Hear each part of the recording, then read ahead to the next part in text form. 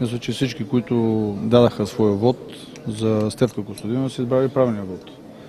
От тук нататък тези 4 години, които предстоят на тежки работа, на много труд, на много голяма отговорност. Защото Олимпийският комитет е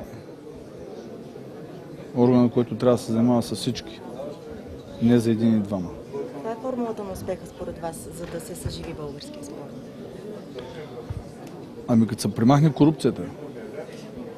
Премахне ли се корупцията, спорта ще продължи да съществува, защото днес в залата видях толкова много олимпийски шампиони, които ми дава надеждата и спокойствието, че тези хора, които са допринесли за държавата, ще възвърнат славата на държавата. Това, което го изгубихме в последните 20 и няколко години. И трябва да се направи така, че също и държавата да поеме някаква отговорност. А е много лесно, когато се крижат пердета и затворени в зали и не взимаш някакви решения. А когато се вземат медали, бързаш да се снимаш и ако бързаш да подариш една кола, ще кажеш да, аз се дадах. Но какво направихте последните 23 години? Просто държавната политика изчезна.